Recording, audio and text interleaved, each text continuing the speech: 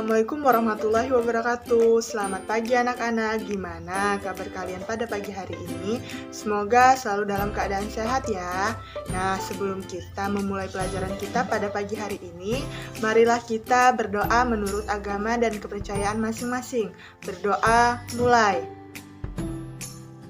Berdoa selesai. Nah, kalian sudah pada semangat semua kan untuk memulai pelajaran pada pagi hari ini? Nah, kalau sudah, di sini Ibu akan membahas tentang tema 3, tentang benda di sekitarku, subtema 1 dan pembelajaran 4. Pertama, Ibu akan membahas tentang plastik beserta solusi dan masalahnya. Nah, jika kalian sudah di rumah, tolong perhatikan benda-benda yang ada di rumah kalian ya. Nah, sebutkan benda-benda yang terbuat dari plastik. Nah, ternyata sangat banyak loh alat rumah tangga yang terbuat dari plastik yang ada di rumah kalian. Nah, misalnya seperti gayung, ada sendok plastik, piring plastik, lalu ember. Nah, serta kantong kemasan dan botol air minum juga terbuat dari plastik loh anak-anak. Kalian baru tahu kan kalau kemasan botol yang sering kalian bawa ke sekolah itu terbuat dari bahan plastik. Nah, plastik ini juga memberikan banyak manfaat loh anak-anak. Akan tetapi, plastik juga dapat menimbulkan masalah loh anak-anak. Plastik membutuhkan waktu untuk terurai secara alami yang sangat lama, sekitar puluhan bahkan ratusan tahun. Nah, sekarang coba kalian perhatikan tabel yang ada di samping Ibu. Coba bandingkan waktu yang dibutuhkan plastik untuk terurai secara alami. Nah, di bawah ini sudah ada tabel 2. Yang pertama, nama benda dan waktu untuk dibutuhkan. Yang pertama ada kertas. Kertas membutuhkan waktu untuk terurai 2-5 bulan. Kardus membutuhkan waktu 5 bulan. Kulit jeruk membutuhkan waktu selama 6 bulan. Puntung rokok membutuhkan waktu selama 10 tahun. Kulit sepatu membutuhkan waktu 25-40 tahun. Untuk plastik atau sejenis bungkus deterjen itu membutuhkan waktu 50-80 tahun loh anak-anak. Nah, untuk plastik tersendiri itu membutuhkan waktu 50-100 tahun. Nah, untuk kaleng soft drink atau aluminium itu membutuhkan waktu 80-100 tahun. Untuk aluminiumnya sendiri membutuhkan waktu 80-100 tahun juga. Untuk baterai membutuhkan waktu 100 tahun. Untuk kantong plastik atau tas kresek yang sering kita gunakan untuk membawa alat-alat ataupun perlengkapan kita itu membutuhkan 10-20 tahun. Dan yang terakhir, styrofoam. Styrofoam ini barang yang tidak dapat diuraikan loh anak-anak. Jadi, kamu dapat membayangkan apabila membuang kantong plastik sekarang, kantong plastik akan terurai 10-20 tahun yang akan datang. Lama sekali loh anak-anak. Nah, untuk mengurangi sampah plastik yang dapat kita lakukan yaitu pertama, reduce atau mengurangi penggunaan sampah plastik. Yang kedua, reuse atau menggunakan kembali. Dan yang ketiga adalah recycle, mendaur ulang sampah plastik menjadi barang yang mempunyai nilai estetik dan harga beli. Nah, untuk yang pertama, kita akan membahas tentang reduce. Reduce adalah mengurangi penggunaan kantong plastik. Contohnya, saat kita pergi berbelanja ke supermarket, Alfamart, ataupun Indomaret. Nah, sebaiknya kita membawa tas belanja sendiri, sehingga tidak perlu menggunakan kantong plastik lagi. Untuk yang kedua, ini adalah reuse atau memanfaatkan kembali sampah plastik. Misalnya, sampah kemasan botol minuman bisa digunakan untuk membuat pot bunga loh anak-anak. Nah, lalu bekas sampah bungkus deterjen ataupun sampah-sampah lainnya bisa digunakan untuk pembuatan tas ataupun pembuatan kerajinan tangan lainnya. Nah, untuk yang ketiga ada recycle, adalah mendaur ulang sampah plastik bekas. Nah, biasanya ini dilakukan di pabrik loh anak-anak, bukan di rumah-rumahan. Nah, sampah plastik ini diolah menjadi barang baru yang dapat dimanfaatkan kembali loh anak-anak.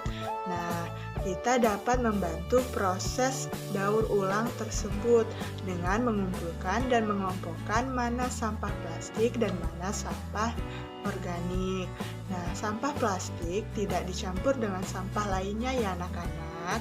Nah, sekarang berikan sampah plastik kepada pemulung atau petugas kebersihan yang ada di rumah kalian. Nah, merekalah yang akan membawanya ke pabrik daur ulang sampah. Nah, anak-anak, sekarang anak-anak dapat menggunakan plastik dengan bijak ya, agar bumi kita bisa terselamatkan. Nah, sekarang coba kalian amati lingkungan di sekitar sekolah kalian. Banyakkah sampah plastik dari kantong kemasan makanan dan minuman?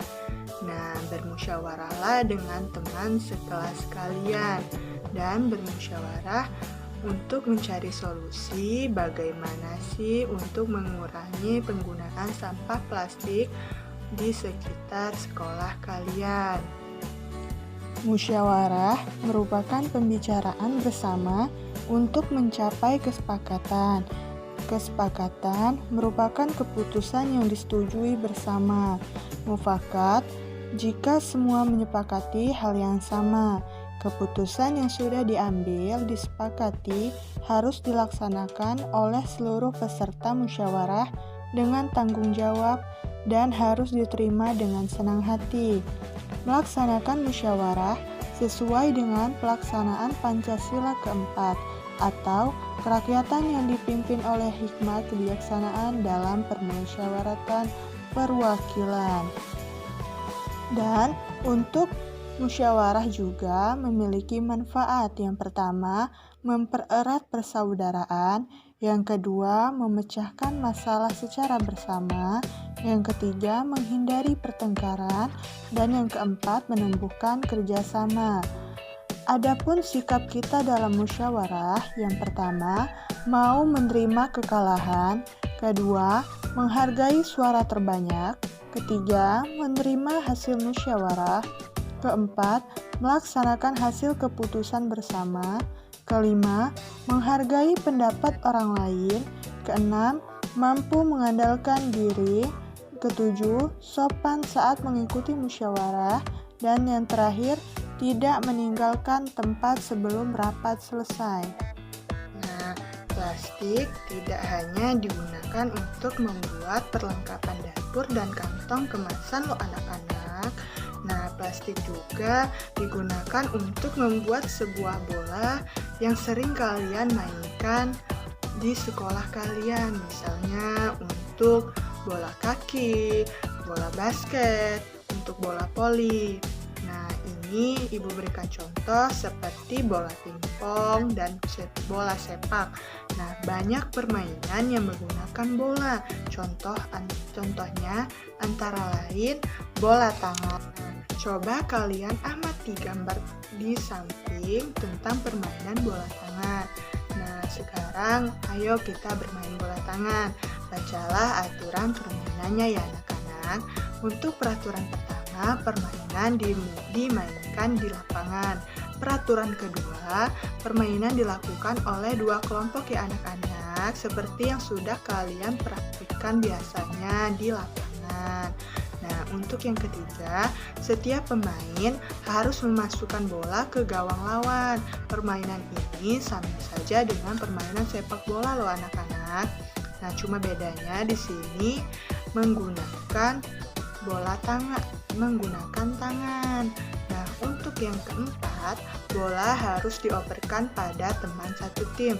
Setiap pemain harus mengoperkan bola setelah melangkah paling banyak 5 langkah. Nah, untuk peraturan yang terakhir, itu kelompok yang dapat memasukkan bola sebanyak-banyaknya ke gawang dengan melempar, itulah pemenangnya anak-anak. Wah, seru sekali ya permainannya. Nah, untuk materi yang terakhir, Ibu akan memberikan kalian tugas untuk dikerjakan di rumah ya anak-anak. Nah, untuk mencermati sampah plastik yang ada di rumah kalian, sebaiknya dimulai dengan melakukan pemilihan sampah di lingkungan keluarga kalian ya anak-anak. Pisahkan sampah plastik yang dapat didaur ulang dengan sampah lainnya.